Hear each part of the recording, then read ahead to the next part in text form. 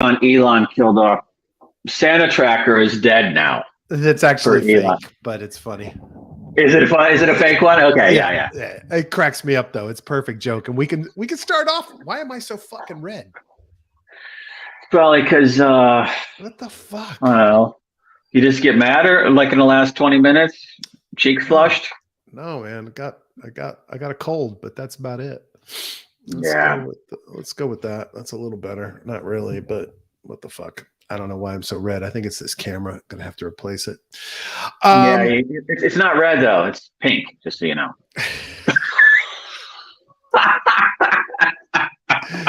You are such a dick. Perfect, man. Perfect. I know. I'm an asshole.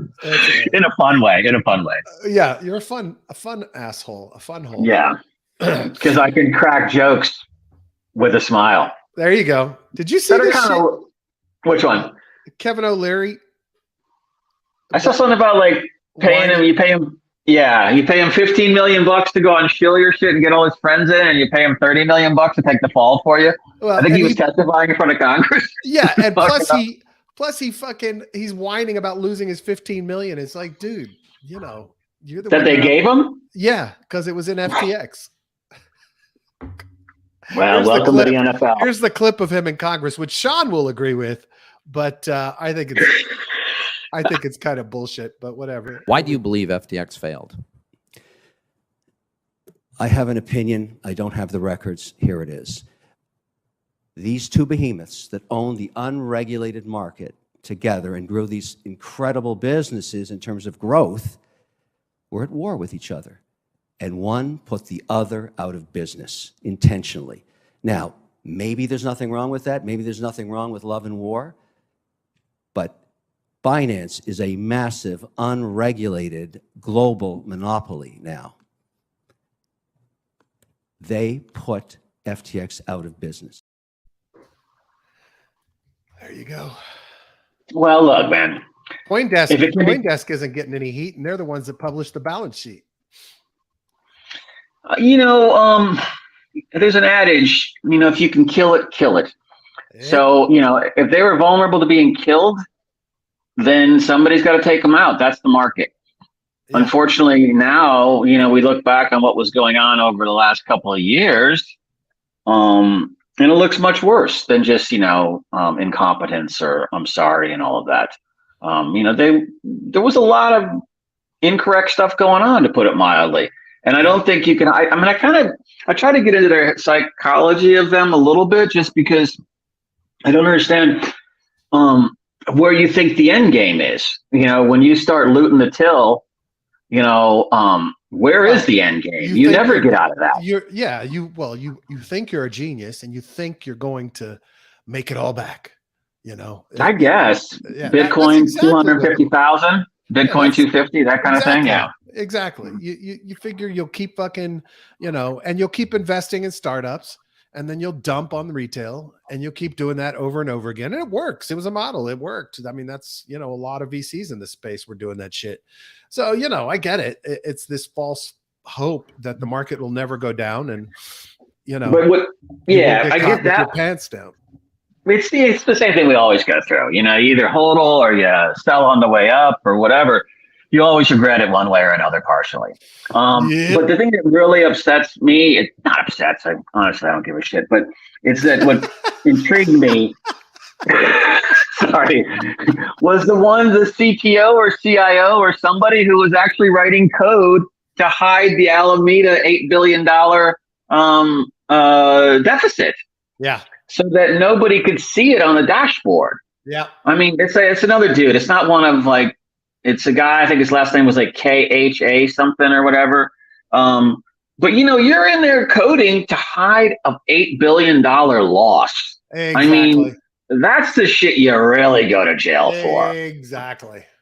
So to me, I think that was 2 years ago, something like that. So when I see that kind of stuff, then I lose all sympathy for any of them. Yep. So, but I do have one thing. I do think that we do need to think about, when you look at the charging sheet on SBF, I think it's only 8 counts or something like that, but it's 100 plus years, 135, 185, whatever. But then you look at like all the sexual assault cases out there, and these people are out in months. You look at bank robberies; they're out in a couple of years with guns. You know, it's like something just doesn't feel. This doesn't seem. I mean, it doesn't seem fair. I guess that's what I'm really saying. Or go start executing serial rapists and shit like that. You know, right? Instead of just giving them sentences less than they're talking about giving SBF. I mean, Absolutely. I'm not saying that he's a good guy or that he deserves a pass or anything.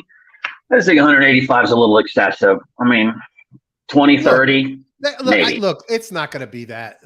This is just negotiation. They stack all the fucking charges up and they try to scare you. Yeah, I mean, that's it. They want you to fucking negotiate. They want you to make a deal. And evidently, his ex-girlfriend Allison is singing like a bird. And then in the Bahamas documents on the filings, it turns out that Ryan Salome, former co-CEO of FTX with Sam Bankman-Fried, was already singing. I heard about that. So everybody's coming to make their deal. It'll be interesting to see what kind of time Salome and Allison get. It's Allison, right? Is she the Alameda one?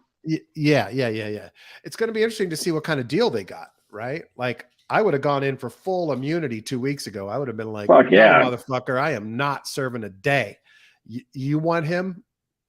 See the memory stick in my hand? Full pardon right out of the gate. Exactly.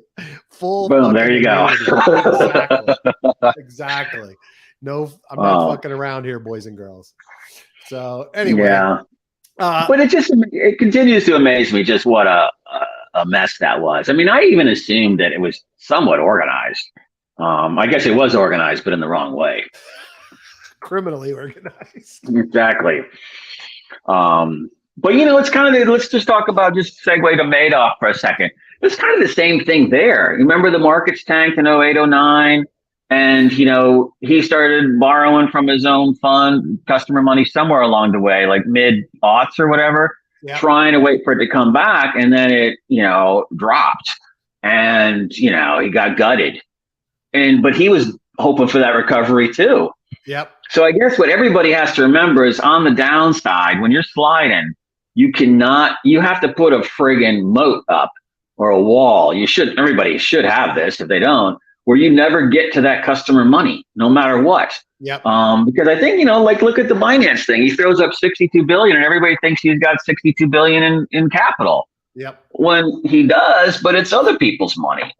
So, I think that you have to just really be smart, or you will end up in how big are these cells these days? 4x8? No, they're bigger than that.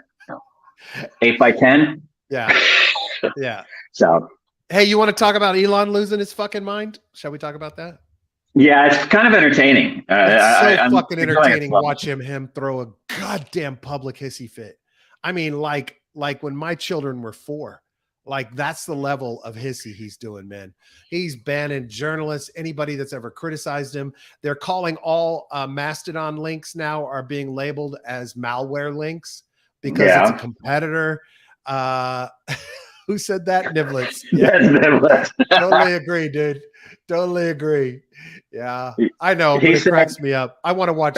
I would love to watch O'Leary burn. He always pissed me off on Shark Tank being such a dick to startups. Yeah, I don't get how his character is going to play on Shark Tank anymore. Yeah, that's pretty much a colossal F up. Yeah. James says CZ pushed FTX off a cliff, but FTX built the cliff.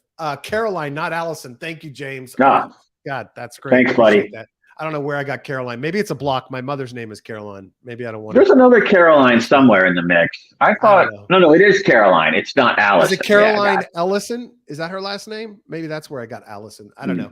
But look, I have always maintained, when everyone was bitching, all the right wing was bitching and moaning about the liberals banning them and shadow banning them, I always said, it's a private fucking company. They can do whatever the hell they want to do. If you don't like it, you can build your own, right? But, folks on the right aren't very good at building tech companies. Like, maybe you could count Peter Thiel but he didn't actually build the whole company. Well, they're good at like rolling up like trash businesses and dry cleaners and shit like that, but they're not good at like or going in and buying them and destroying them afterwards, which we're well, watching in real time with Elon. You know, I mean, it's funny. He's doing what you would do if you were going to break something up. Well, but he's not breaking it up. here's my theory. I used to joke and say, like I did in this tweet, it would have been cheaper to buy Gab. And it would have been cheaper to buy Gab because that's where he's wants to take it. But here's the interesting thing that dawned on me earlier. I was responding to a tweet about Mastodon links being marked as malware. And I thought about it and I thought, you know, maybe really, look, he loves Peter Thiel. He loves David Sachs. Maybe really the goal of this thing was to shut Twitter down as a liberal outlet. You know, maybe that was the goal. And at the end of the day, it doesn't fucking matter what happens because he doesn't look at the same time he's burning this down. He's burning down Tesla because of his lack of attention on Tesla. Right.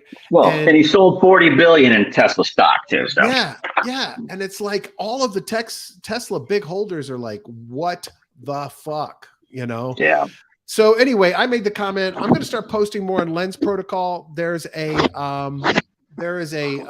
add-on for Lens now that allows anything you put on Lens to come over to Twitter automatically.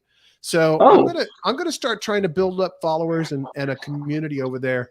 And the interesting thing was Balaji had a tweet out this morning. I had actually put a post into Lens. And Lens is pretty nice. I mean, it's got decentralized video, decentralized images. There's all these interfaces for it. You can use whatever one you want. It all works the same. It's not like Mastodon, where if you're on one server, that guy can censor you. So you got to move to another server and you lose everything you had. You know, it's decentralized. It's on Polygon.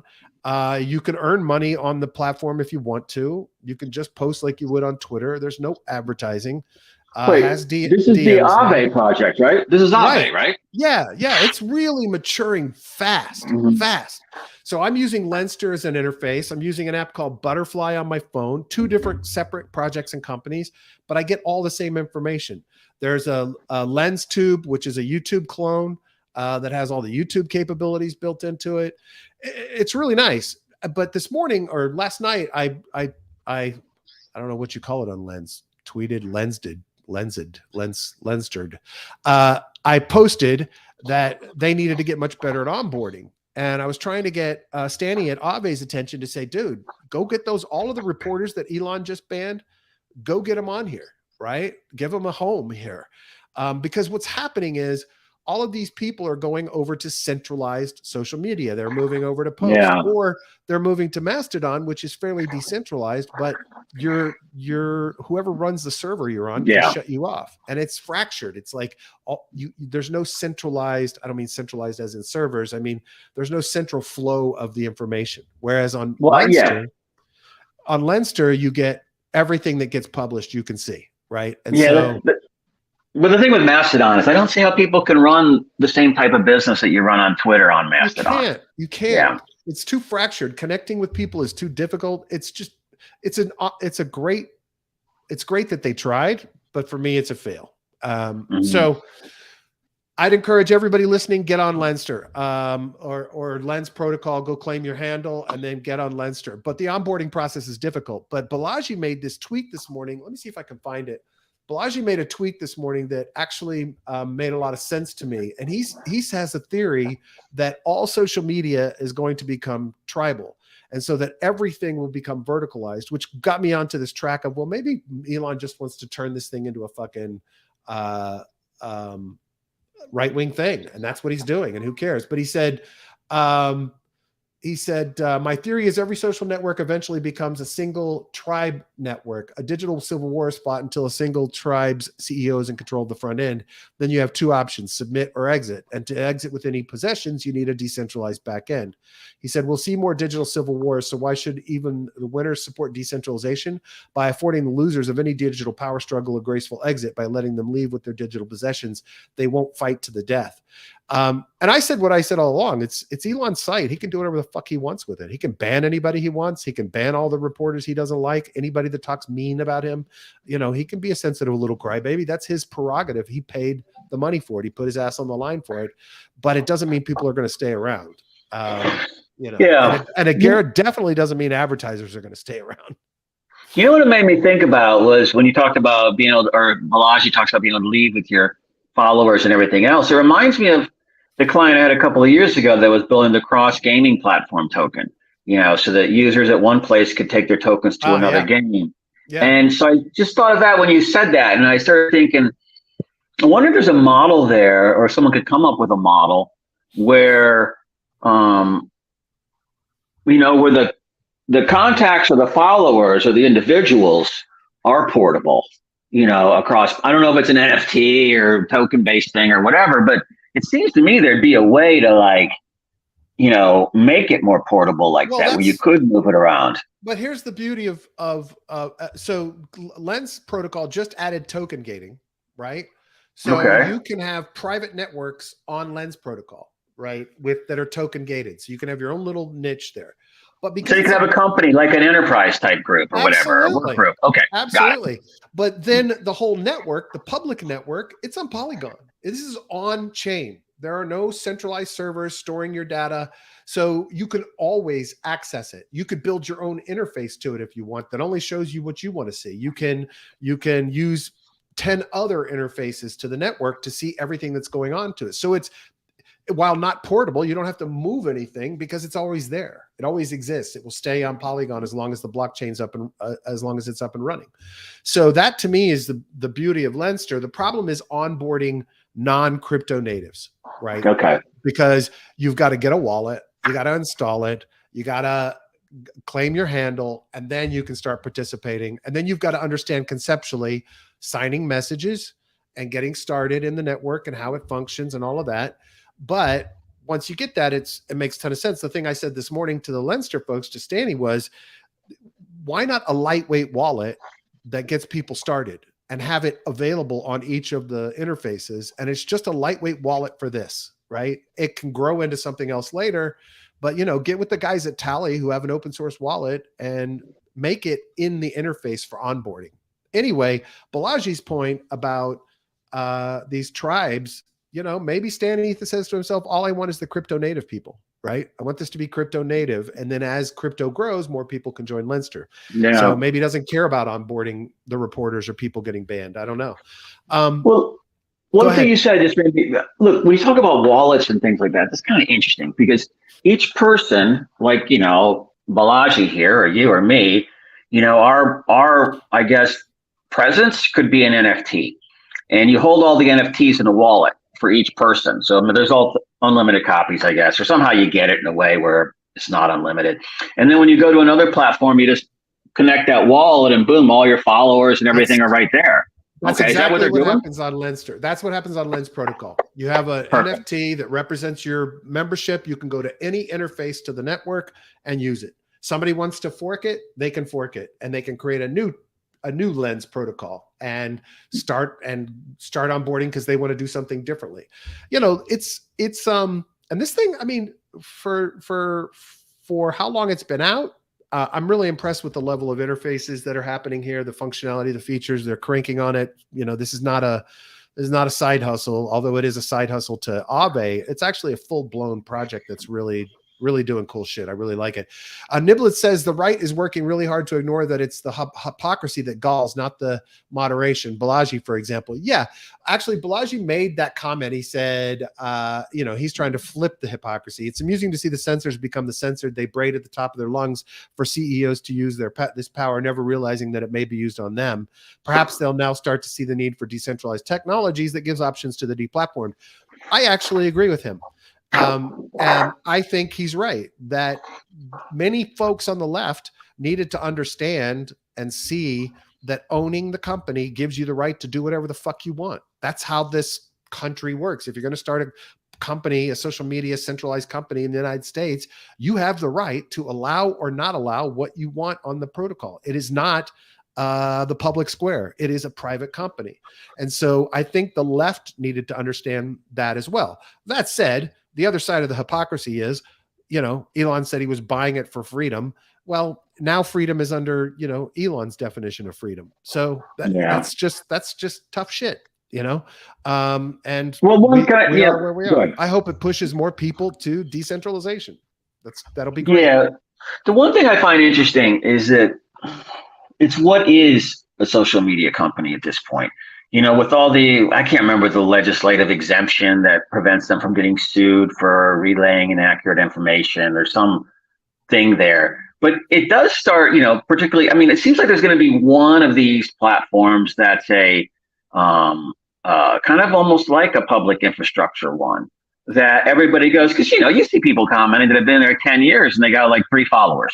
Yeah. And you see stuff, so you kind of like, you know, that's just everybody coming in one day a month, saying something or watching or getting enraged or whatever. It does almost become like a utility in a way, a public utility or a newspaper, you know, where like, you know, they can get sued for doing whatever they want, you know, i.e. printing a bullshit article or printing, you know, suing someone. But, you know, nobody on Twitter can get called on the block for that, basically. So maybe I think that's where we're kind of in this unique spot where we have to sort of define what are these? Are these publishing platforms? Are they comments platforms? Or are they just private messaging networks? And, you know, once we clarify that, I think then you'll get that segmentation like you just said, you know, both tribal and generic is my guess. Well, I mean, for me, at the end of the day, unless the federal government wants to start a social network, I don't think they should involve themselves in policing them. No, I meant like, no, I didn't mean policing them. I meant that there is a specific legal exemption to them where they can't, you know, Twitter. 230, section 230. Yeah, that's the one I was looking for. So to me, I think we need to start thinking about, is that relevant, you know, at this point? And I don't, because of the sheer vitriol and everything that you see in some of these people, I don't know. I just don't think it's good for society. Well, I mean, I can agree conceptually with it's not good for society. On the other side of that is no one will start a successful social network if the exemption is gone, because now they have to police every fucking thing that 250 million people post, right? Now they are like a newspaper, and now they they can get sued. So that's why the exemption existed, was so that people would publish. Now, the beauty of a lens protocol is it doesn't matter. It can't be policed, right? There is no policing mechanism. So Section 230 is irrelevant because you can't control what gets published. It is a free and open. Right. But I don't mean controlling what people say. I mean that there should be repercussions for spouting out fucking bullshit, you know, or for, you know, swatting people basically online, you know, making stuff up. To me, that should be, you know, there should be a repercussion for that kind of behavior. Well, and I don't mean censoring, but, you know, whatever it is. I think there can be, I mean, you have civil lawsuits and criminal charges that can be used in that regard. But I don't think you could like sue you or me for something we said on Twitter. Oh, sure. If we said something on Twitter that caused someone harm, we can be sued for that. That's what Elon got sued for, talking about the guy who he called a pedophile. I don't even remember what the fuck that was. Oh, I remember. No, that was the cave rescue in Thailand. I remember that. Yeah. No, I mean, you could get sued, but I'm just saying it's difficult to see how you would win. Yeah, it'd be tough. Well, especially against somebody like Elon, right? When you can afford the best attorneys. I mean, look, I think it's the point I'm making is just that with Lens Protocol and all these other pieces, we have the ability to make a better Twitter. Yeah. Okay. Absolutely. And that's all I'm getting at. I don't know the answers. You know, there's 10 million people. Well, there's 250 people that spend more time on Twitter than I do. Yeah. So I'm sure those guys could figure it out. My buddy Ragnar gave me an invite for this new platform called Arkham, which is an on-chain data tool similar to Nansen with some cool functionality and features, and they're in early stages. But you can see, you can load in a wallet, you can connect your own wallet. I, of course, am doing my standard Michael Petrin or Xerox Sifu load up. And you can see like all of their history, where they're putting their money, what transactions they've done most recently, how much balances they've kept, and how much in total. Currently, he looks like he's at, has he emptied this wallet out? Is that right? Oh, is that 53 million? At one point, his high was about 98 million. So very interesting. And then you can set up alerts coming in the new features where you can get alerts on, like Nansen, on big whale wallets that you're watching. And I'm assuming they're going to have load ups of wallets as well. Right now it's free. There will be a subscription model, but they did say they're going to offer more in the free model than what you get with a Nansen or somebody else. And then they have this graphical view of everything. It's actually really nice. I don't know if I have any invites. Oh, I have 10 invites. So DM me on Twitter if you want an invite into this tool. I'll be happy to send it to you. So I've got 10. First come, first serve. Joe, you got first one if you want to play. Yeah, I'll play. Okay. My wallet address. I'll send you my wallet address. You can send over $1,000 and we'll get you hooked up. Only $1,000? Yeah, just $1,000. That's the friends and family rate. Oh, okay. Got it. All right. I'll send that money to you. Can I, if you give it to me now, I can give it to you Monday, right? That's great. Yeah. You'll gladly pay me Tuesday for a Arkham invite today. Exactly. I wonder if anybody listening to the show knows that fucking reference. That's the one. I'll gladly pay you for a cheeseburger on Friday for a hamburger today or something like that. No, I'll gladly pay you Tuesday for a hamburger today. Okay.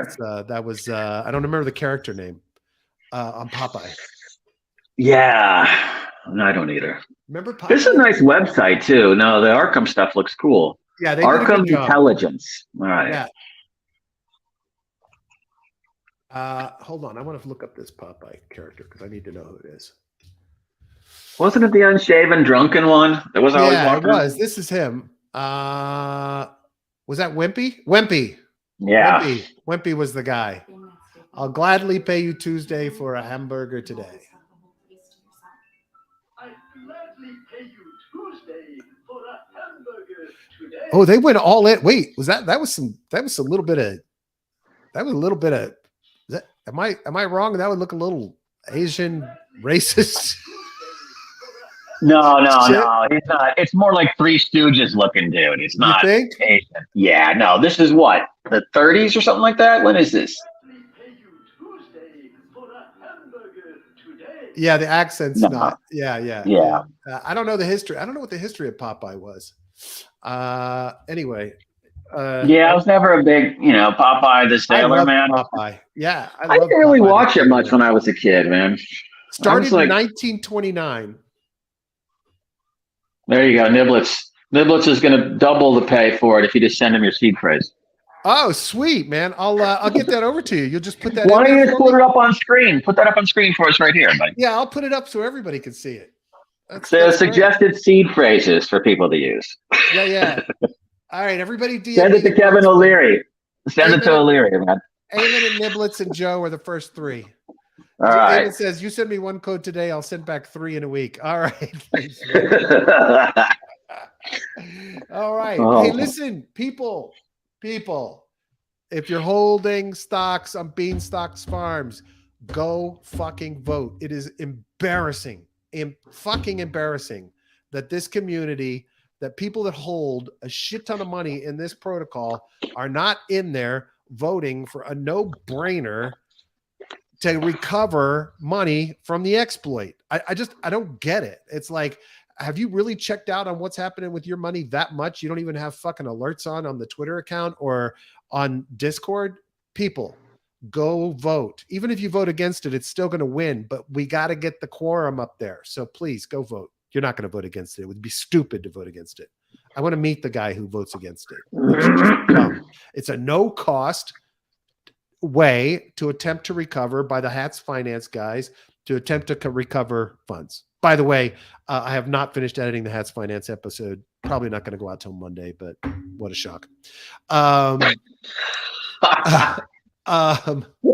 Dude, my schedule this week, I have not had more than a 30-minute break on calls and interviews this week. I don't know what the fuck happened. James is going to go vote. Yeah, dude, go vote. Here, let me. So let me ask a question, Brad. How does that work with, what are they exactly doing with Hats Finance to generate return to pay off the hack? They're going to try to do some stuff. I don't know all the secret code machinations that they're going to do to try to recover the funds. There's been some success on Tornado Cash recovering some shit through some, I think, brute force code efforts. Eamon can speak to this better than I can. But there also are some other methods they're going to use to try to get to claw back some of the funds. It may not work, but at the end of the day, people should at least give them a shot to try it. But the proposal has to pass in order to say, yeah, Eamon says they take a slice of it, right? So they're taking a commission of anything they recover. So What's the percentage? I don't know. Eamon, do you know their percentage? Oh, wait, I think it'll say here in the proposal. But just go to app.bean.money pound /pound/governance, and it's there. It's BOP2. Quorum problem. Proposed solution.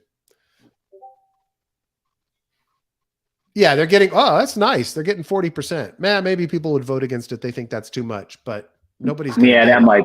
But you might as well just go for it at this point. You're never going to see it. Lose. I mean, nobody else on the team is going out to get it, you know? So just vote on it.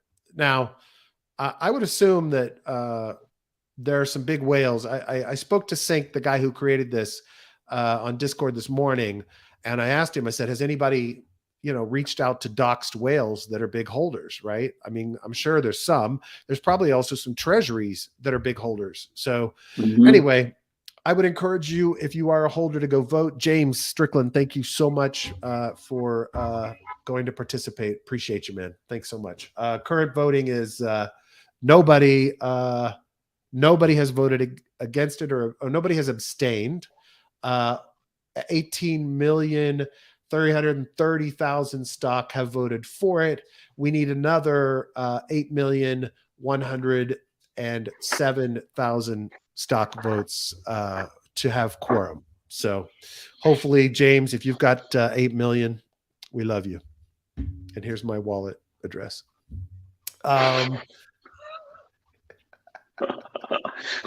My buddies at Blockmates. Hey, if you're looking for a job, you want to work in the Web3 world, my buddies at Blockmates have launched something called Web3 Nomads, everywhere jobs for anywhere people. Love these guys at Blockmates. They're just genuinely good people. They do lots of summaries of podcasts and shit, and they've launched their own podcast. I encourage you to check it out, web3nomads.jobs.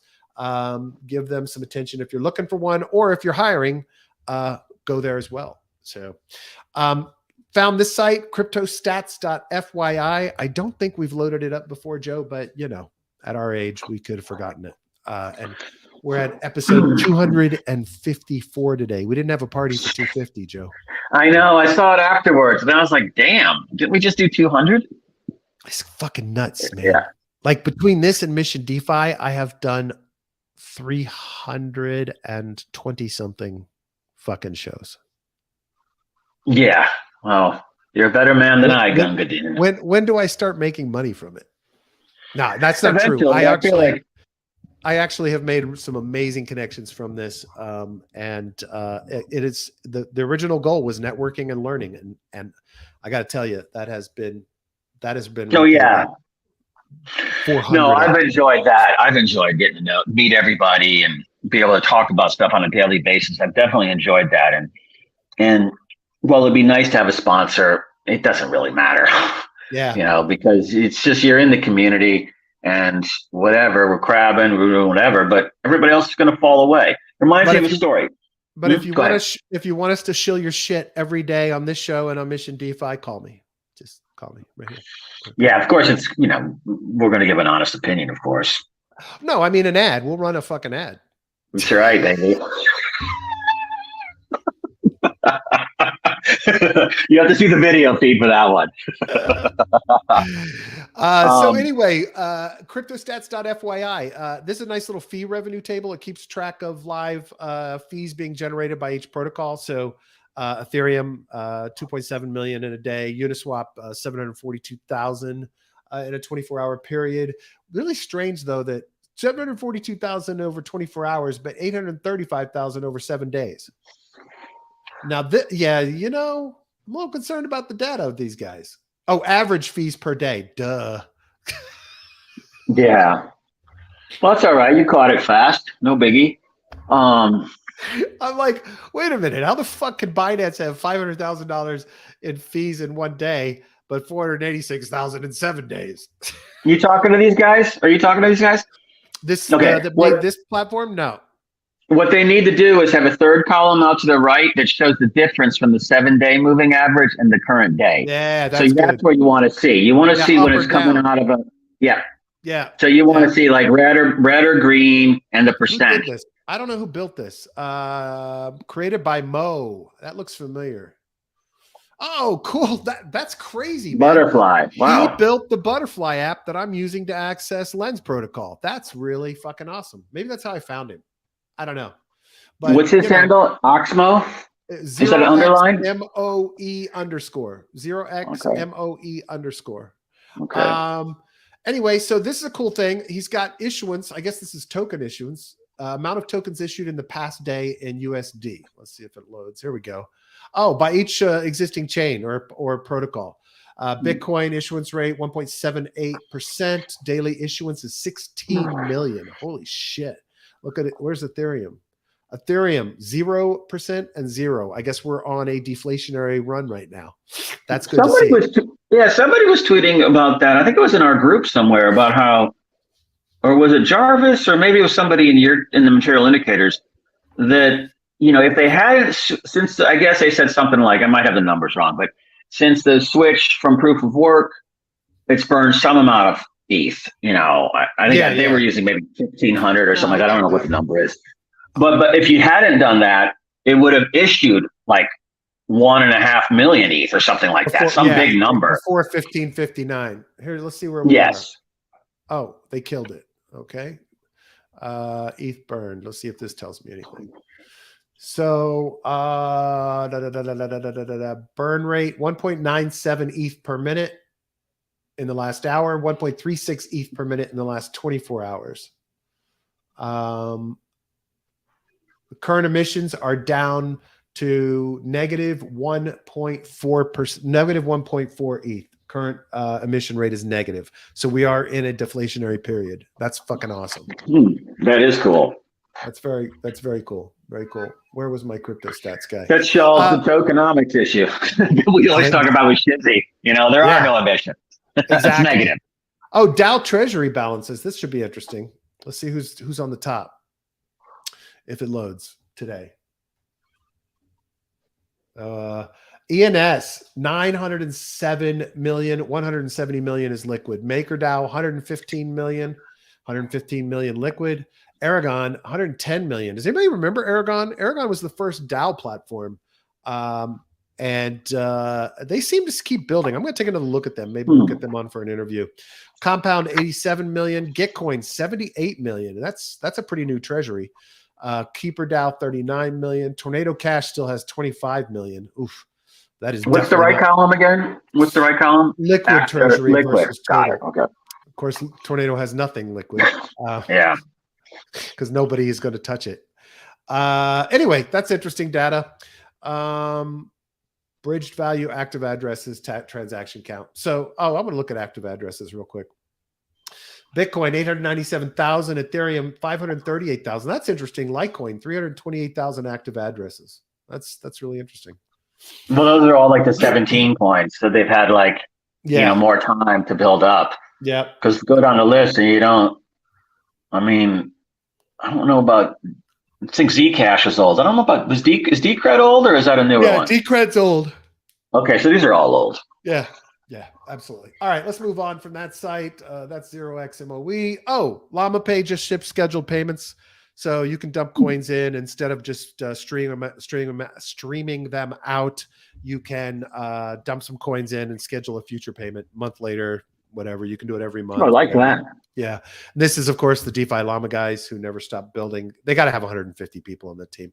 This is really cool. A project called Damn Finance has released or is creating a project called RAM, which stands for Request a Market Maker. So they're building an entire system. I think it's about ready to launch that actually rates market makers So if you're issuing a token, you can go out into their marketplace and find their track record, how active they are, how much market making they've done, etc. So I think this is a really cool concept because obviously liquidity and market makers are critical to the success of any token. And they're basically, creating a model that allows people to go out and find guys who do this. So I think that's really cool. Before it was all, I remember trying to help a couple of projects with this, and you got to go from one guy to the next guy to the next guy. You got to make sure you're not getting screwed. You got to compare all the deals. Here, you just go, it's a marketplace. And I think that's a smart move. So we already talked about that previously. Oh, this is pretty disturbing. So Ren is basically a cross-chain bridge project, had roots in Bitcoin, was fairly successful. A lot of people I know well raved about the tech, but I didn't know this is that last year Alameda came in and acquired Ren. And so the Ren people, and they were funding them quarterly. So they were funding the salaries of the devs quarterly. Unfortunately, there's a lot of wrapped Bitcoin and other assets stuck in this bridge. And there was an exploit of the bridge a few months ago, but Alameda has only funded through the end of the year. Now, one of the things I tweeted about this is the guys on the team should know that that's all that money is probably going to get clawed back. And the other thing that they should know is that even though they are trying to release a 2.0 version of this, my suspicion is the bankruptcy court is going to lock up these assets. So any assets that are there, any source code that is there, this may not be able to be an open source project, and they may not actually have the rights to release a new version of it. I don't know how it's going to be treated, but for me personally, as much as I like what they're doing, I wouldn't touch this thing with a 10-foot pole, because bankruptcy is going to make this a very fucking messy protocol. Now, if the code is open on the network, then what I would do is fork this thing and start fresh and get rid of all this shit. Eamon says they can't lock up the tokens. There's not a controller. Oh, okay. So they can't lock up the tokens and there's not a controller, but the individuals paid by the project may be subject to clawback. And then there may be something that, the court tries to do to lock up access to this. Who knows? I have no idea what the status of it is, whatever. I would personally fork it if I wanted to keep it going and start fresh. Unfortunately, that also then requires a ton of people to get in it, deposit liquidity, and then there's still a lot of people that are locked up. The one thing that they did say, though, is if you have deposits in version 1 or you're holding tokens that were wrapped up in version 1, you only have 30 days to unwrap those and get out the original tokens you deposited. You should get those out as soon as possible. So any thoughts on that, Joe? Interesting. Hold on, I'm just working out a family thing at the same time. I'd stay away.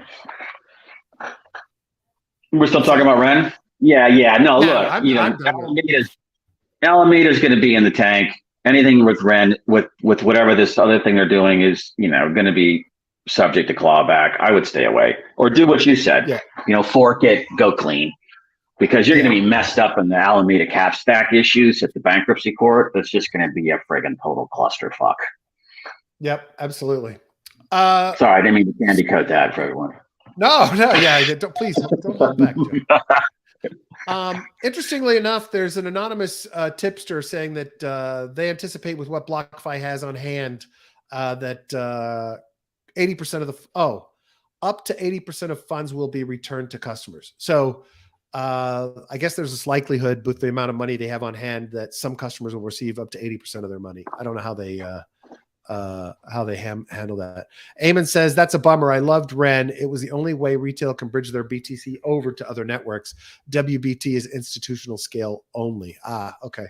Interesting. Yeah, it's too bad. It's really sad to see, but definitely not something I would get involved with currently. This is interesting. So the lawmakers on the committee investigating BTX You know, Representative Tom Emmers, no, Senator Tom Emmers. Is it senator or rep? Is he a rep or senator? He's a rep. No, he's a senator. It's a Senate committee. Took money from FTX, Richie Torres out of New York, but Emmers is a big proponent for crypto. But all of them received some money from either Sam or other members of the executive team. And so people are calling into question their ability to properly regulate this. I will tell you, if you're worried about them being soft on Sam, the last thing they're going to do is be soft on him.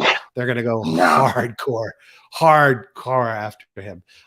Looks like Emmer received $8,700 from Salome and $2,900 from Zach Dexter, but nothing from SBF so far. Well, yeah, and look, this is, you know, these are one of hundreds of donations these guys get.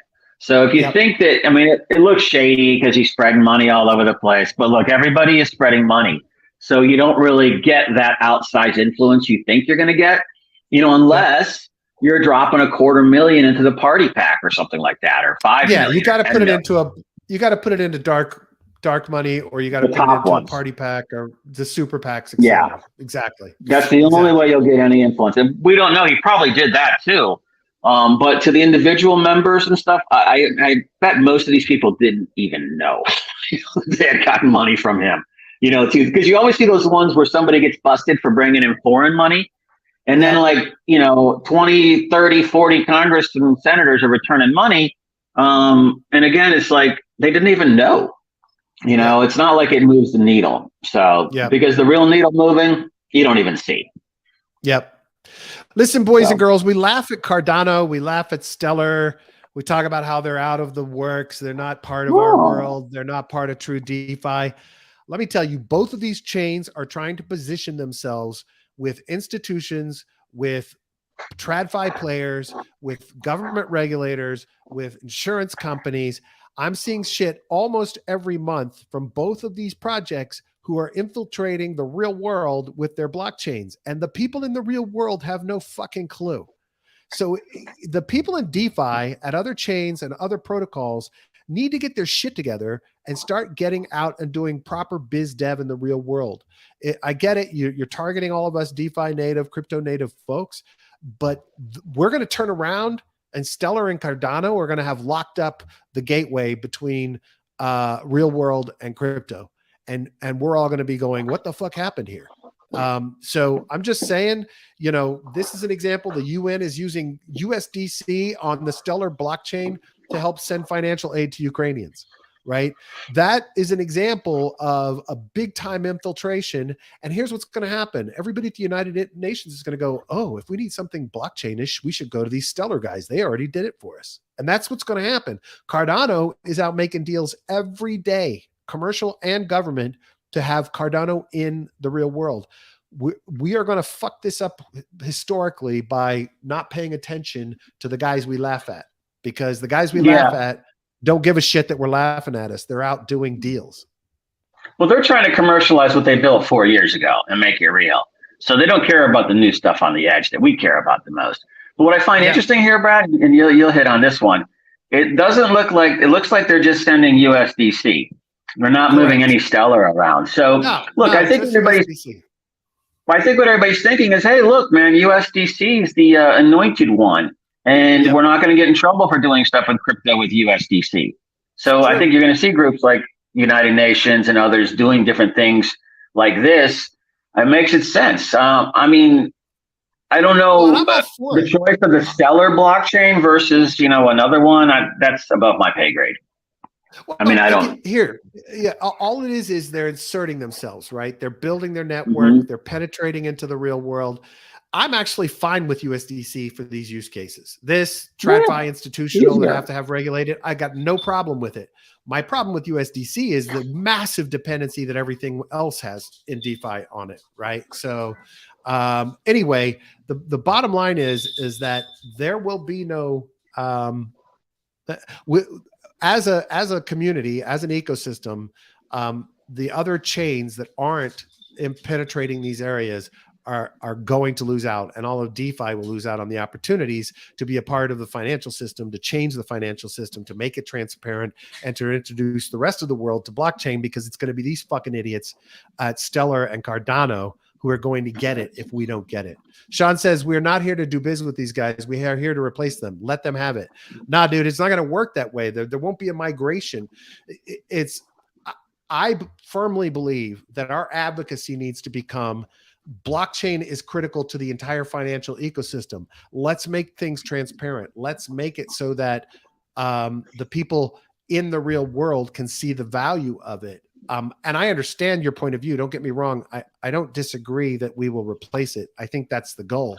I just think the way to get there is by inserting ourselves into the equation and unleashing the power of what's possible with transparency on a blockchain. That's just my position. But I'm glad to see Sean commenting today. That's fucking awesome. Well, I think he's like saying ignore it in a way. You know, it's like it's yesterday's news. You know? The reason I don't want to ignore it is I don't want it to take an extra 40 years. I'll be dead. No, I agree with that. I'll agree with that. Yeah. And if these guys are in there, that's how long it'll take for the replacement to happen. I want the replacement to happen because we show them the power of what we've got, but I don't want these fucking idiots to be the ones. So I'm with you. I mean, these are the guys that are fucking doing money to making it easy for Western Union to make more fucking over poor people. That's not the guys I want. That's not the guys I want in place. That's their original mission was not that way. Their original mission was supposed to be unbank the poor. Yeah. And I like the aid thing, but you're right. They've sort of partnered with all the existing exploiters of the poor. And, you know, rather than replacing it, the original, if I remember right, value prop was about, you know, using Stellar in there to move the money around and do the payments. And now, you know, I guess, you know, you have to do it this way now. If you did an ICO in the US in 2017, 2018, you better be walking a tight line right now. But like Sean says, man, we want the next thing. And like you say, the same thing. We want the next thing. Dude, I'm done. Yeah, it's been a long week, man. It's been a long week. Just a heads up for everybody, traveling to my parents' house in Georgia next week. I will be in the car on Wednesday. So Joe may have to run the show and I'll call in from my iPhone or iPad. But we'll see how it goes. But Wednesday may be hit and miss, just so everybody's aware. But we'll tweet about it. So if you're not following, is that the 22nd? Joe. What day is that? The 22nd? No, 22nd is Thursday, I think. 21st. No, 20th. That's the 20th. No, okay. Wednesday is the 21st. Wednesday is the 21st. That's the day. Okay. Yeah, so I'm going to be moving around some next week too, but not on that day. So we'll just cover it and we'll do the best we can. Yep, absolutely. But yeah, man, long week. A little bit macro before you close out. Yeah. You know, and everybody's fretting over everything, but you know, equities are off like a point and a half. Europe was off a point or so. I mean, BTC and ETH are down, obviously. But again, I look at these as overreactions. I mean, that everybody goes heading for the door. I mean, first of all, why were they in the door? You know, there is I mean, depending on what you call a pivot, I don't see it in the near term. I do see some stuff on the Fed chart or the IIF charts. I think this is Fed data too. You know, they actually are forecasting rate cuts in the second half of 23. Whether that happens or not, I don't know. So to me, I look at this as a little bit of an overreaction, or it's a correction from an overreaction of optimism earlier in, say, the equities and everything else. And BTC and ETH is just following it now. You know, and so when I think our thesis is right that, you know, it's much more because of the institutional investors in BTC and ETH now, it's much more in sync with the financial markets. So when the markets go up, there's blow off money that flows into crypto. When the markets are going down, again, everybody's like covering margin or doing whatever, and they start, you know, selling BTC at the same time because they're institutionals. So it's not, you know, there is an algorithm there doing it. It's not like, you know, we're sitting here going, oh, damn, man, I'm up 70%. I'll trim 10%. I mean, it's all automated. So I don't worry about it, I guess is what I'm saying. I think we're all waiting for that last drop, right? Yep. And we all suspect there's this one big drop coming. And, look, I think I think Sean's reasoning is really valid on all this shit. And I you know, I've kind of gotten to the point where I'm accepting that 12 to 13 $2,000 range, which to me, that's like we've always say, that's the generational wealth place, right? So, Yeah, but I don't think it's going to see my difference. I mean, I don't know. Maybe you believe the same thing, and maybe Sean does too. But I look at that move to 12 or 13 as being a very short-lived stop. To me, it's a deep V. I don't look at it as a dump and then crabbing sideways. It's just I just don't see it. Because you just look at all the liquidation collects. So when that happens, I feel like then we bounce. Maybe I'm wrong. You know, maybe it is go sideways for a while. But you know, if they ever get to where they're cutting rates or stopping, you know, matched up with that, then I think you see rally. Yeah, absolutely. But we're all guessing. I like that. I mean, I'm guessing. I like that. So. I like that. And look, if you zoom out, look where we are. I mean, you know, but I mean, we've been fucking around in this area for quite a while now. Where's this? November, of course. November 8th. I'm sorry, November of 2022. So, you know, this is just sideways until the big dip. Oh, Niblets has a question. I don't remember. Sean had an answer. Now I'm drawing a blank. I'm sorry. I'm trying to help you looking on it. I know. I think that if you look at Sean's, you look at Sean's charts when he puts them up, you know, I think he's doing those leg downs. I don't know what you call it, but that last move down is definitely going, I think he says 13.8 or 13.2. But yeah, Niblets, I'm not calling about him. I don't know. But I'm saying if anything else happens that's like a draconian thing, I mean, I don't look at this stuff going on in the last 2 days as being anything horrible. But if something really bad happens, like let's say, I mean, you know, COVID's ripping through China. You know, let's say all of a sudden the media starts covering that and it spreads some. I mean, that could cause a panic because of the subvariant issue. I don't know. I hope it's not happening, of course. But I think that just from my past views of stuff, when the stuff drops and you look at those liquidation clusters down below, and you know, the limit orders, basically just stuff we could see, they're all there. And you look at how much weight is down there, so how much would have to be sold to break that? And when stuff starts breaking down, you know, other algorithms start placing limit orders, you know, in those ranges. So to me, I just think there's too much pent up buy on a drop like that it's going to hit a level somewhere where everybody's going to start buying. I don't know the number. Sean's got some way in here. Sean says he'll give his view next Thursday, not financial advice. And that's true. None of this is financial advice. And we're not speaking for what Sean says will happen. That's just part of how Sean is working his own investments. And Eamon says, if Grayscale forces to liquidation, that'd be bad, but I doubt that's in the cards. Niblet says, technicals don't reveal reasons, only probabilities of a thing happening. I'm curious about what supports a $12,000 price. And Sean says most price stuff is actually technical. Yeah, I think most of that's technical analysis he does, if I'm not mistaken.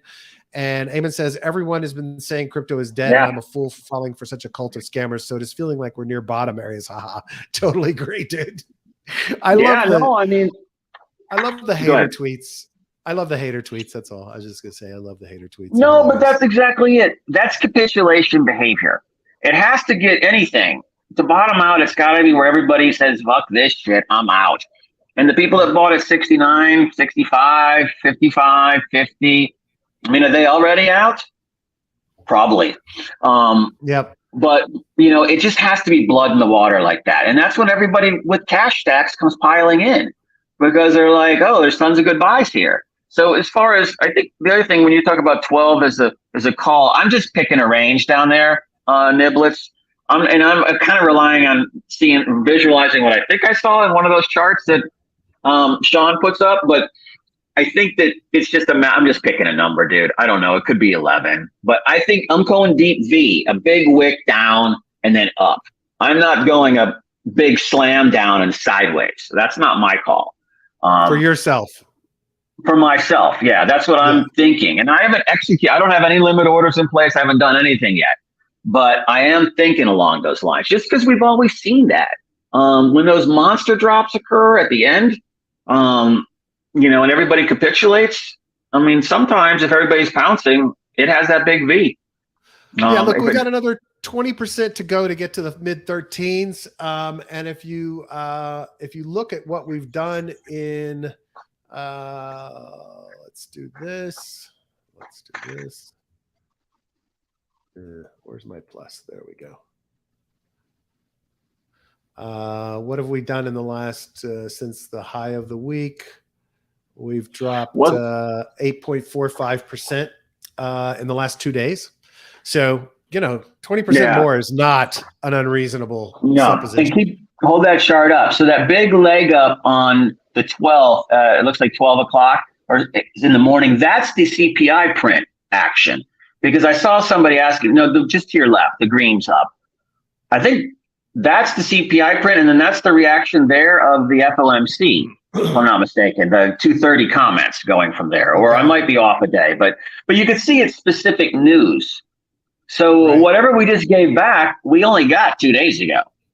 So is it really a big? I think it was everybody running up in anticipation of an FOMC, 25 bips or 0 or something. And then when they realize it wasn't happening, then everybody's like, oh, okay, it's normal. And they dump and they go back to the regular price. So again, I don't look at it as a big thing watching this stuff right now. It's rolling into the weekend too. Americans love to get out of all their positions.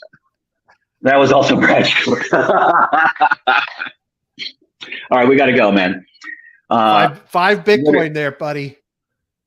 That could be technical. Yeah, I mean, Niblets, go ahead. Niblet says, and that could be the reason traders are following the technical self-fulfilling prophecy. Yeah, look, I think that happens a lot with technical analysis. But there's also a lot of, I go back and forth on technical analysis. But I trust people that have been at this a lot longer, that have a lot more expertise as regards to that. But like Sean,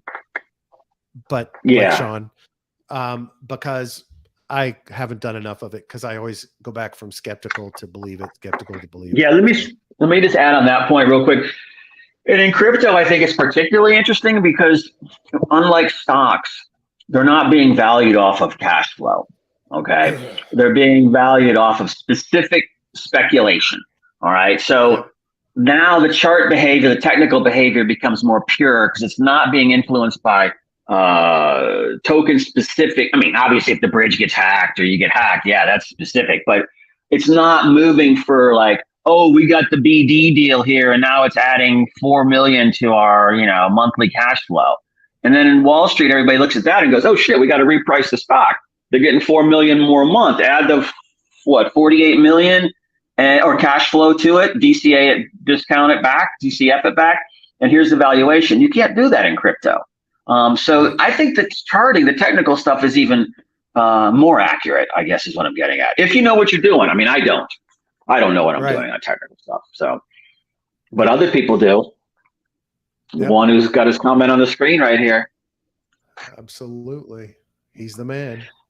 He was the man. I called that short. 5.3 Bitcoin? Thanks to my great, brilliant call. Yeah. Yeah, I dreamed it short too. So yeah, I guess thanks to. All right, let's go, man. I gotta roll. Thank you, Sean. Thank you, Niblets. Thank you, Eamon. Thank you, James. I don't want to miss anybody. I got everybody. Thank you so much for participating today. We love and appreciate all of you for being here. We love all of you listening. We know most of you listen on the podcast. So if you are, please hit pause, go to the app that you're listening in, go to reviews, and give us a 5-star review if you like what we're doing. If you don't like what we're doing, send a direct message to Joe on Twitter. And he'll answer all of your complaints and concerns. I'm at B05 Crypto. That's my handle. No, if you want to send me anything, I'm at Pathfinder 305. There you go. Anyway, appreciate all of you. Love you. And if you could rate and review us, make sure you're subscribed. Also, if you're on YouTube, click the little bell after you subscribe so you get alerted when we put out a new episode, which is daily at noon live, and then on the podcast, sometimes in the afternoon, sometimes an hour before the next show. What else, Joe? Oh, smash the thumbs up, please. We need boosts in the algorithm. Our egos desperately need the stroke that more listeners gives us. So that's how we survive. Stroke us. Was that Billy Squire song? Stroke me. Dun dun dun dun dun dun dun. On that note, adios, Joe. Have a great weekend, everybody. Buddy. Everyone be safe. Enjoy the weekend.